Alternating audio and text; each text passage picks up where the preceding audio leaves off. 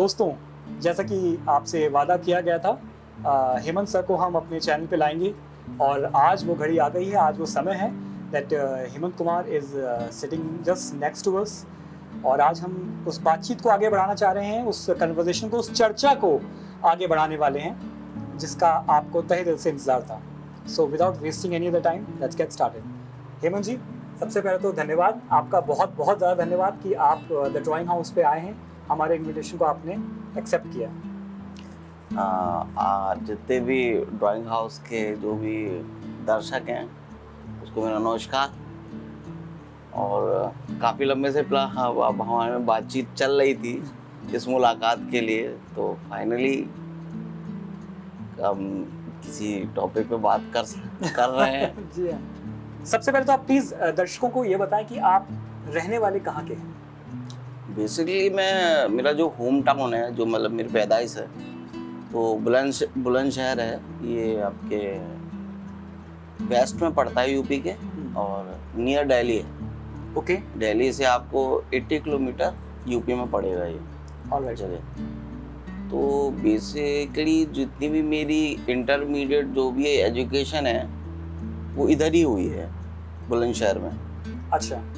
तो उसके बाद प्लानिंग ये हुई कि थोड़ा सा में आर्ट में इंटरेस्ट मेरा बचपन से ही था जी। अब पढ़ाई में इतना इंटरेस्ट था नहीं, और बस पढ़ लिए। हाँ, सबने करा तो भाई सब हो गए, इंटरमीडिएट क्वालिफाई हो गए अपना। फिर उसके बाद इंटरेस्ट था नहीं आगे पढ़ाई में, और फिर चूँकि सब आसपास के जानते थे कि बच्चे का जो था वो है इंटरेस्टेड ड्राइंग में, तो फिर पेरेंट्स लोगों ने भी कहा कि भाई आप यही कर लो। तो उतना आइडिया तो था नहीं कि भाई क्या एजुकेशन है आर्ट के लिए। तो वही जो हमारे इंटरमीडिएट के कुछ टीचर थे उन्होंने गाइड करा कि आप देख लीजिए, फाइन आर्ट होता है, एक सब्जेक्ट होता है, और इंटरमीडिएट के बाद होता है, ग्रेजुएशन होती है इसमें। तो उसके लिए कॉलेज सर्च करना था। भी कॉलेज कुछ आइडिया था नहीं कॉलेज के बारे में। हमारे कोई क्या कहते हैं फैमिली कोई ऐसा मेंबर तो था नहीं जो आर्ट फील्ड से बिलोंग करता हो। तो वही हुआ कि हमें सर्च करना पड़ा, क्योंकि उस समय देखिए मैं बात बता रहा हूँ 2002 के पास की, जब मैंने इंटरमीडिएट कंप्लीट किया था जी।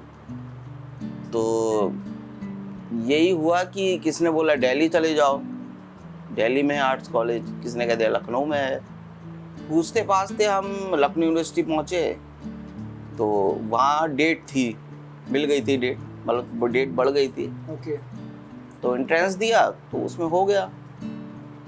तो वहाँ से रास्ते खुल गए, एक एजुकेशन के, एक एकेडमिक एजुकेशन के, आर्ट लाइन के। तो वहाँ से एक चेंज हुआ, कमर्शियली चेंज हुआ माइंड सेट। आपके पेरेंट्स का क्या सपोर्ट रहा हमेशा? देखिए, सपोर्ट नहीं था, उनकी मजबूरी बन गई थी कि अगर, क्योंकि मैंने जैसे बताया ना कि क्या कहते हैं, एक जो नॉर्मली एजुकेशन होती थी उसमें इंटरेस्ट नहीं था।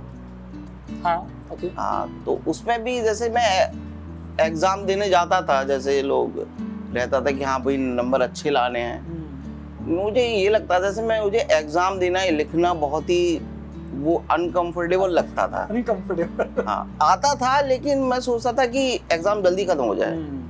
एक थोड़ी सी कहूँ एक प्रॉब्लम भी थी, आईसाइट प्रॉब्लम थी मेरे। अच्छा, तभी से? हाँ, तभी से थी। वो प्रॉब्लम ऐसी थी कि मैं जैसे किसी चीज को कंसंट्रेट होकर देख नहीं पाता, तो लिखने में प्रॉब्लम होती थी। ओके, अच्छा। और फिर मेरे पापा थे, वो क्या कहते हैं, उनकी एजुकेशन अच्छी थी, पढ़े लिखे थे, तो घर बैठा के तसल्ली से मेरे से दोबारा से पेपर करवाते थे, क्योंकि क्वेश्चन पेपर मिल जाता था ले जाने को। अब मैं वहाँ कर देता था, तो कैलकुलेशन लगाते लेते थे कि बच्चे के इतने नंबर आ जाएंगे, लेकिन जब रिजल्ट आता था तो शॉक हो जाते थे कि ये क्या हो गया जी। स्टार्टिंग से, जैसे मैं बताया ना, बचपन से मुझे ड्रॉ करना अच्छा लगता था। ड्रॉ करना चाहता।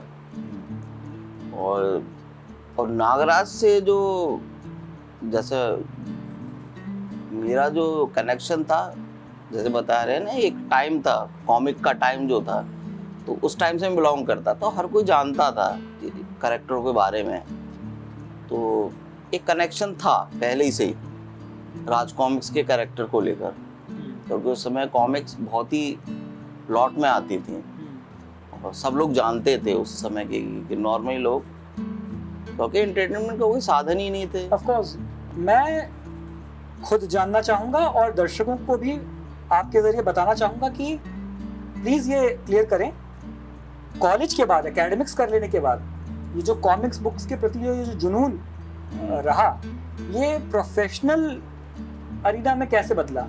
कहने का मतलब ये राज कॉमिक्स की तरफ ये दरवाजे कैसे खुले, ये प्लीज़ बताएं।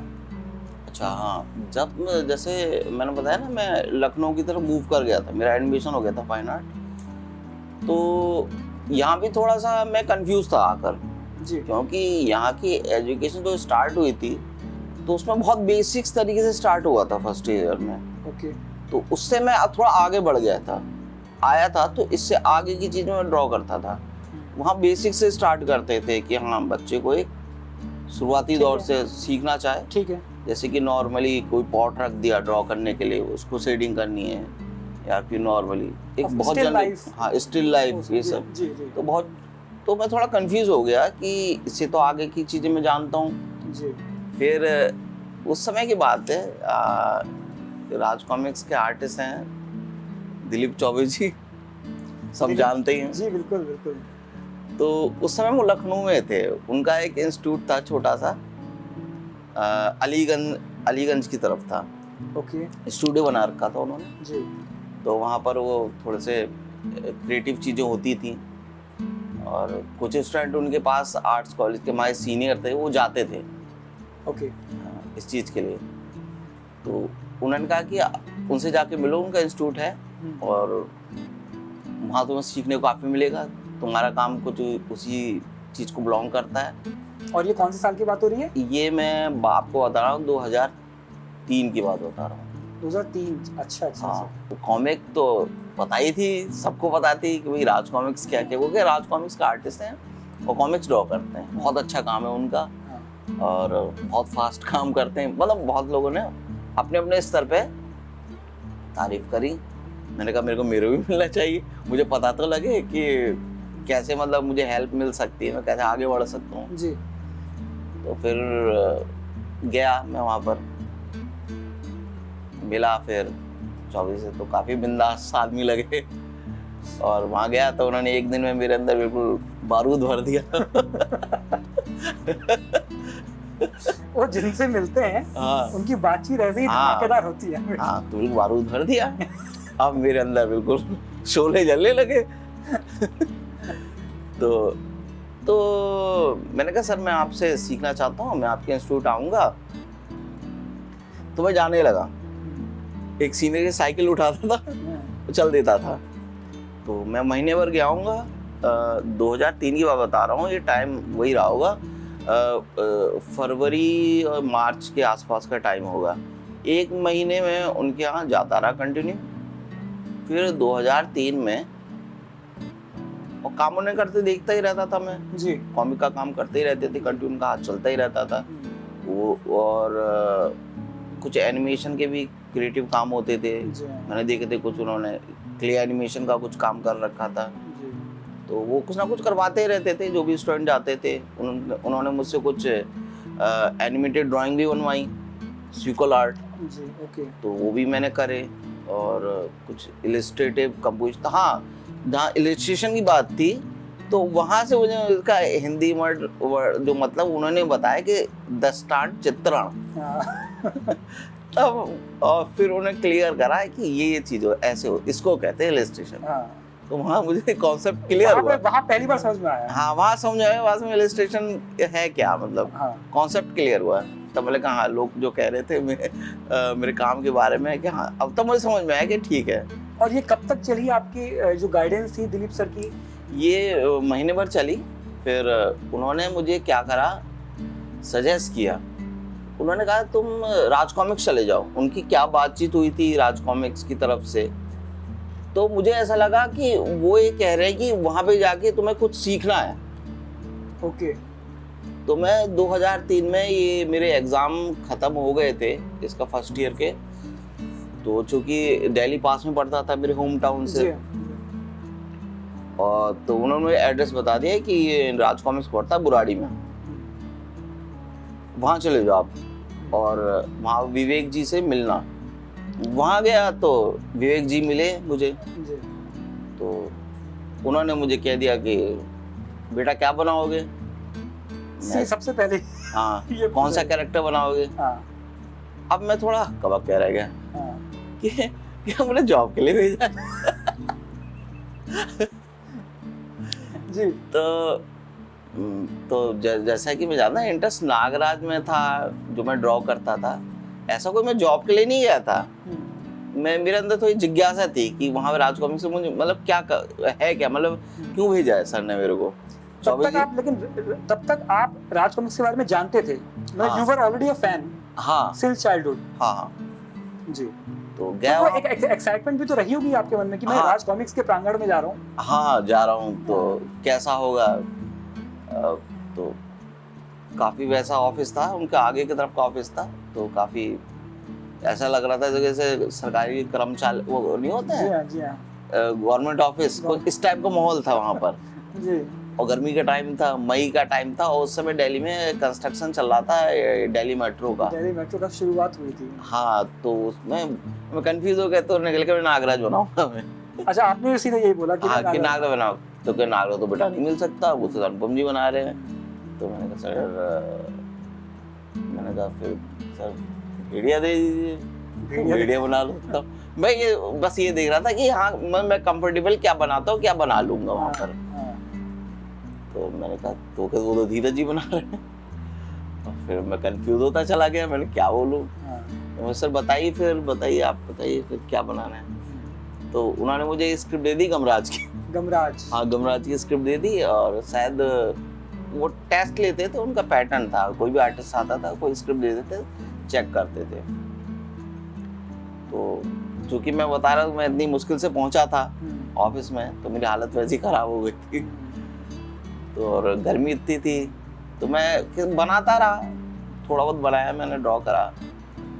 तो फिर थोड़ा परेशान हो गया था मौसम की वजह से, मई का महीना था, और थोड़ा सा मैं बताया था एक माहौल था, एक वैसा क्या कहते हैं ना सरकारी कार्यालय वाला।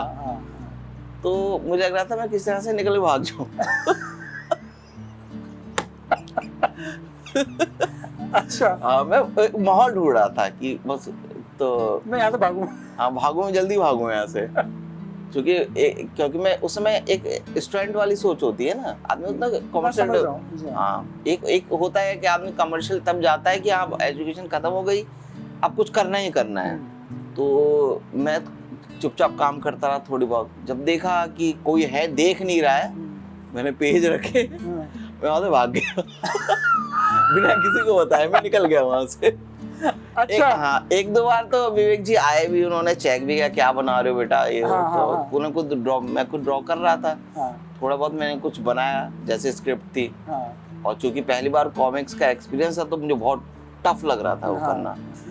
तो मैंने थोड़ा बाहर, मैंने कहा पूछा किसी से कि भाई बस ही क्या कहते हैं बस स्टैंड तक, क्या कहते हैं ना जो उनका बस अड्डा है, वहाँ तक कौन सी बस यहाँ से जाती है? कि ये बस जाती है, ठीक है। मैं ताक में था, वो पूछा कितने बजे तक जाती है, तो ये शाम को 4 बजे के आसपास जाती है। तो मैं इंतजार कर रहा था 4 बजे, और तो मैं वही है, मैंने ना किसी को बताया नहीं, चुपके से मैंने रखे पेपर, और वहाँ से भाग गया। फिर मैं 24 फिर सेकंड ईयर मेरा स्टार्ट हो गया था कॉलेज में।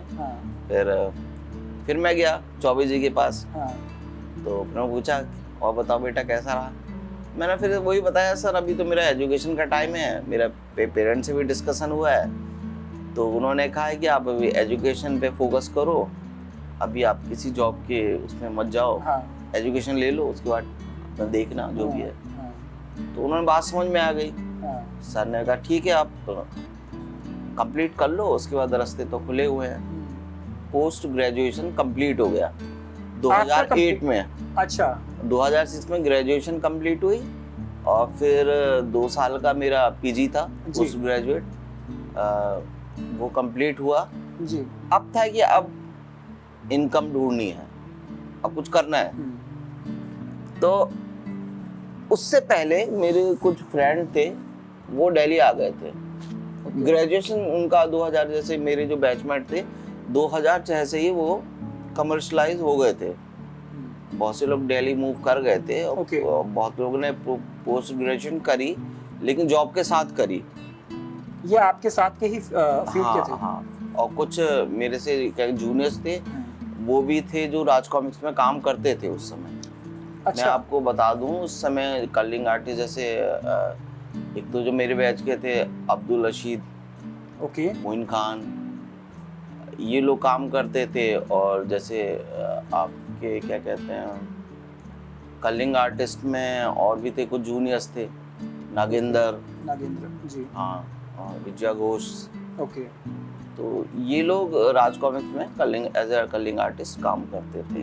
तो एक माहौल बन गया था कि हाँ, हमारे कॉलेज की जान पहचान के लोग हैं इधर। तो मलसूनी जो अपना काम करते थे उधर, तो मैं आया इधर। तब उस समय मैं अपने फ्रेंड्स लोगों से मिला। उस समय चौबे जी थे, वहीं थे, दिल्ली में ही थे उस समय। उनका शायद वो क्या कहते हैं, एक सीन बनना था, वो क्या कहते हैं, सिंगापुर उनका कहीं डिजिपेन में जाने का उनका कुछ क्लियर हो चुका था कि उन्हें जाना है। तो किसी ने सजेस्ट किया, उसको फ्रेंड काम करते थे कॉमिक्स के लिए, तो एक लगा कि यार राज कॉमिक्स ही जाना चाहिए, गुड़गांव जाना बहुत मुश्किल है। तो जाना भी आसान था उस समय, कन्वेंस हो गया था वहाँ तक जाने का।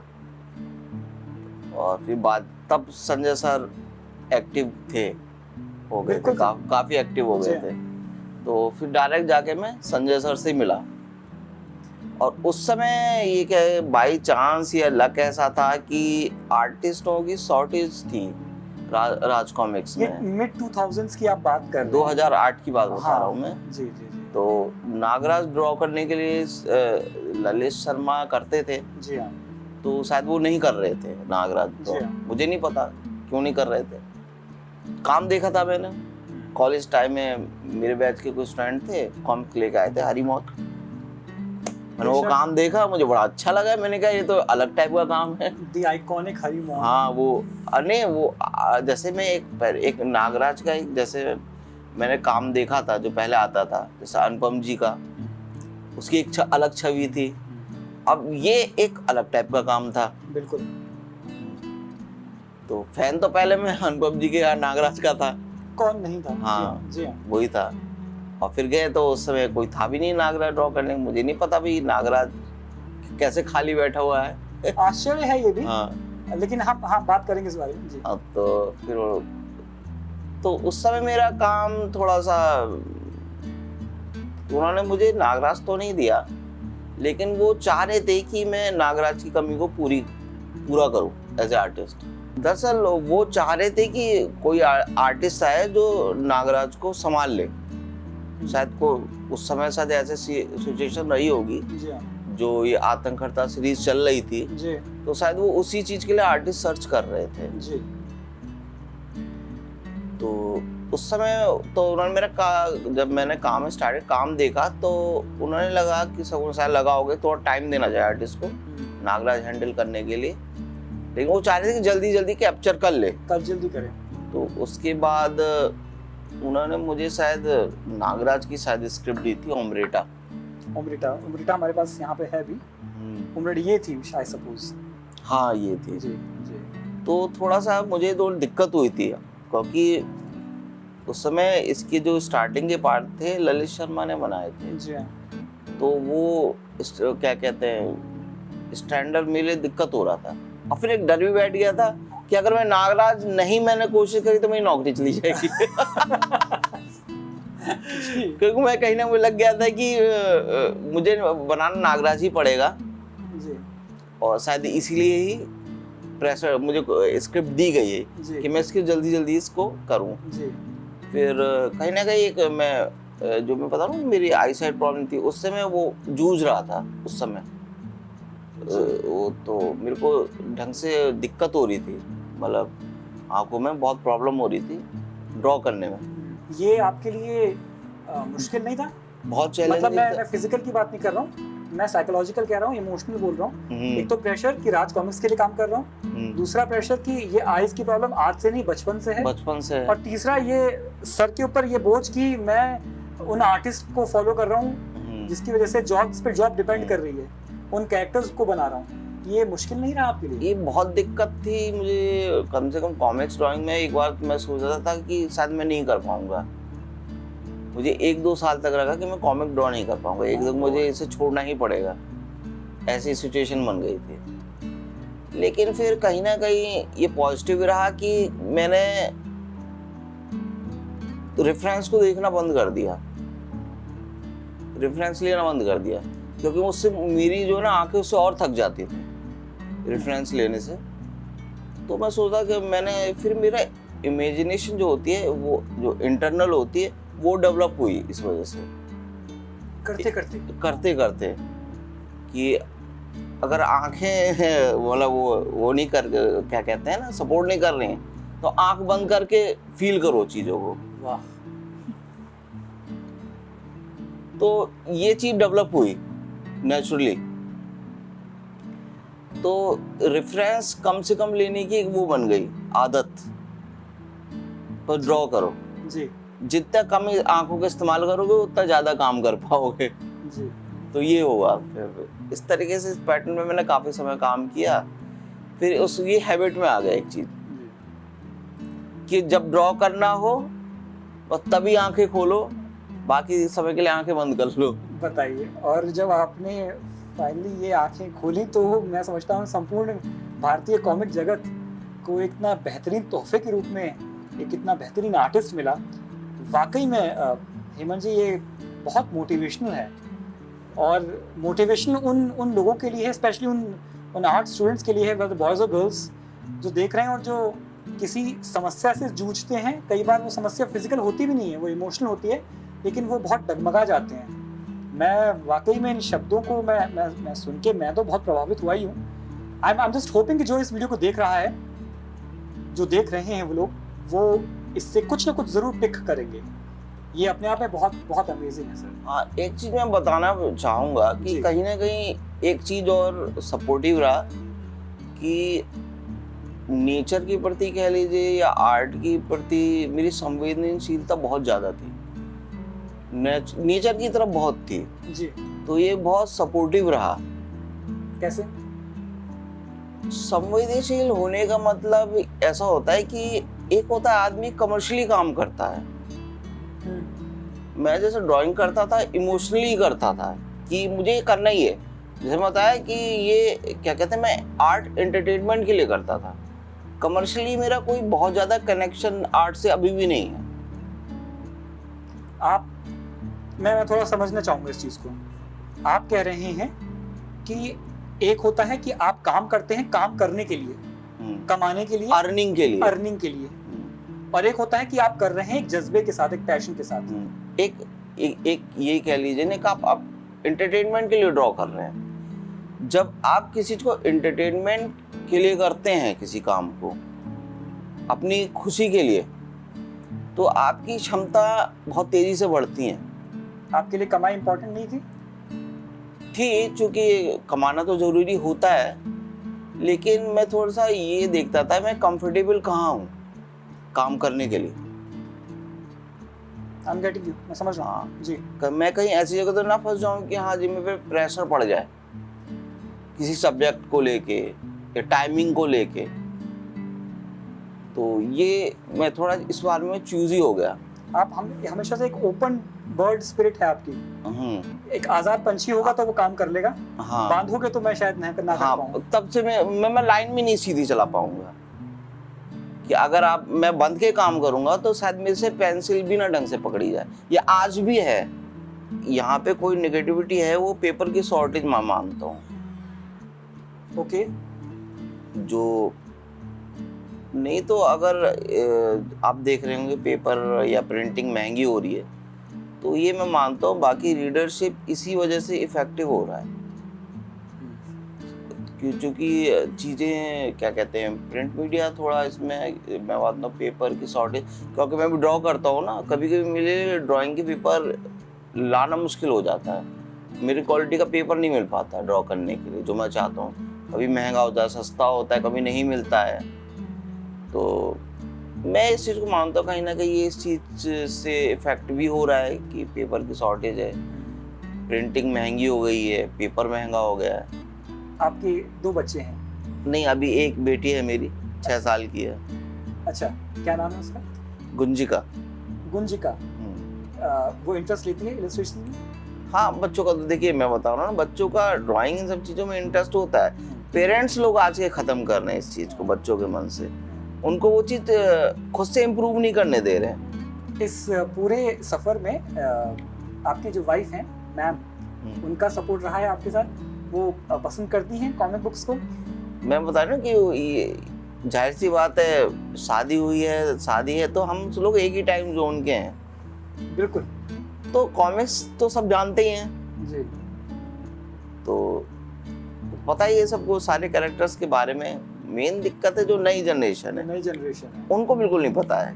चलिए, आई सपोज मैं समझता हूँ कि आज की इस कन्वर्सेशन को यहीं पे विराम दिया जाए।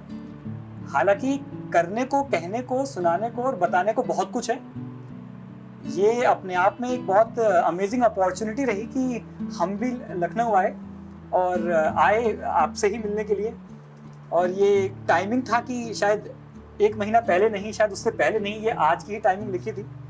लेकिन इस कन्वर्सेशन से मेरे मन में, और मुझे पूरा भरोसा है कि कोई ना कोई जरूर देख रहा है, कोई ना कोई दूसरा हेमंत कुमार जरूर देख रहा है इस वीडियो को, जो खुद के लिए वो इंस्पिरेशन निकाल सके, खुद के लिए वो महत्वपूर्ण पॉइंट्स निकाल सके जो उसके जीवन में, उसके कैरियर में, उसकी शिक्षा में, उसकी आर्ट एजुकेशन में उसको मदद कर सके। क्योंकि अपनी किसी भी तरीके की ड्रॉबैक, चाहे वो फिजिकल ड्रॉबैक हो, चाहे वो मेंटली कोई अनस्टेबिलिटी हो, कोई एक इमोशनल अनस्टेबिलिटी हो, उसका भी मुकाबला वो कर सकता है और एक ऐसे फील्ड में कर सकता है जिसके लिए उसे कमर्शियल होने की नहीं, पैशनेट होने की जरूरत है। इसी पॉइंट में आज के इस चर्चा को हम विराम देते हैं। एक बार फिर से Hemant ji, thank you so very much for coming on the channel. आपने समय मेरे ख्याल से, मुझे नहीं पता कितना निकाला होगा, लेकिन हम बहुत देर से बात कर रहे हैं और बहुत इंटरेस्टिंग बातें कर रहे हैं। और शायद पहली बार व्यूअर्स हेमंत कुमार को इतनी सारी बातें करते हुए सुन पाएंगे ऑन द चैनल। इसके लिए बहुत बहुत शुक्रिया फैंस की तरफ से and on behalf of the entire team of the drawing house. वो भी लोग भी नहीं जो यहाँ पे अभी नहीं है अवेलेबल, उन सब की तरफ से मैं आपका तहे दिल से शुक्रिया अदा करता हूँ। Thank you so very much. धन्यवाद सो मच। चलिए।